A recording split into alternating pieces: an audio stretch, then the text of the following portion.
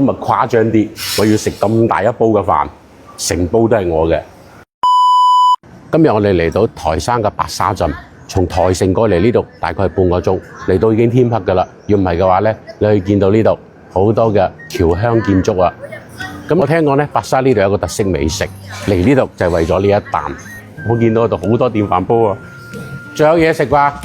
呢啲係咪鯽魚飯啊？兩個人都咁大煲㗎？係啊。咁咪放幾多米啊？2個人分量。你睇呢隻飯煲有幾大隻？呢個仲擺滿晒。你睇呢啲咁嘅牌，你食幾多米嘅，幾多個人嘅，佢係同你攞翻個紙牌擺上去。呢啲咩鯽魚嚟㗎？有冇咩品種嘅呢啲係？呢咧？係啊。啲米要先浸過㗎係嘛？冇浸。冇浸哦，洗好就落得㗎啦。呢台山本地米喎。係啊，自己耕田㗎。喺入邊仲有米，仲有谷嘅，就知道係農家嘢啊。係呢整嘅農家米嚟㗎。嗯，今日我要食咁大一煲飯喎。都唔係好大煲啫。都唔係好大煲啊！你做呢個飯做咗好多年㗎啦，喺呢間餐廳啊。人哋個餐廳就係做咗好耐。哦，呢間餐廳做咗好耐啦。魚湯好咗，呢度嘅鯽魚飯咧，同好多地方嘅鯽魚飯唔一樣嘅。好多地方係將佢起咗片喺飯上面去蒸，呢度你睇睇係點整嘅？呢個唔係呢個嘢蒸其他嘢。蒸豬腦。哦，蒸豬腦。哦，即係蒸嘅嘢好多都喺呢度即做㗎咯。煮飯啊，蒸啊。乜嘢都得啊。排骨又得啊。啊，真係叻嘅啫！電飯煲用得咁好，湯咗之後就熱一下味得㗎啦，係嘛？係啊。即係唔使煎啊，唔使咩嘅喎。唔使，自己係得嘅。熱下味就得啦。係豬腦蒸蛋。擺魚啦，哦！呢間餐廳有個特點，每張台咧，佢都有一張凳，上邊係墊住有紙皮嘅。你睇，你睇，你知唔知點解啊？咁我哋今日要食呢個鯽魚飯咧，聽講就係白沙同埋呢個開平交界呢一帶先有嘅，一陣煮出嚟，你睇啲係咩樣啊？哇！啲大哥啲大支土炮好勁喎，一陣我咪整翻2啖先。你方便同我交流微信嗎？方便。飲酒嘅。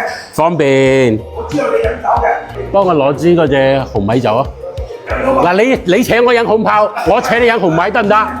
係一啖，好。呢個當地兄弟請我飲嘅，呢個我自己嗌嘅。土炮加土炮，我哋嘅台山土炮加順德土炮。整蛋先啦，台山土炮，台山朋友好。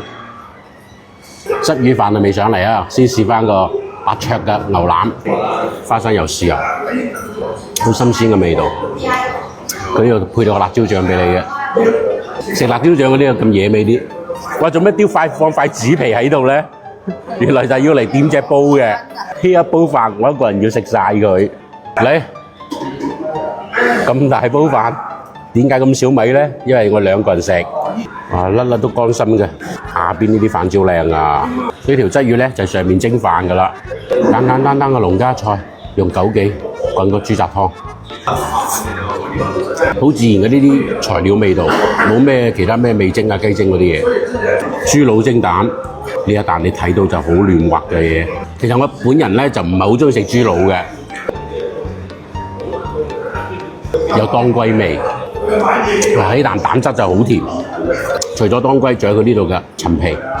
食鯽魚呢嚿就冇咩骨㗎啦，清甜嫩滑，已經吸收咗少少嘅飯嘅味道喺上邊。今日4個菜嘅所有嘅調味都係好清淡嘅調味。中意食翻啲原味嘅朋友咧，我覺得呢個菜式係可以試試嘅。飯桶嚟啦，我叫阿姐唔好落咁多，有6兩，我2個人一人3兩夠啦。佢雖然冇話我哋嗰種柴火扮嗰種香味喎，但係佢呢一個電飯煲出嚟，煲得到呢一個咁嘅乾身程度，都好靚㗎啦。食落去冇得魚腥味，清清甜甜嘅。啲鯽魚咧就適合慢慢食，慢慢嗒，特別清甜嘅。阿姐埋單，你少2蚊啦，248。248啊！台山黃鱔飯到處有啦，但係如果你想食翻呢個白沙嘅鯽魚飯，就係要嚟到白沙。聽講呢度係最早做嘅。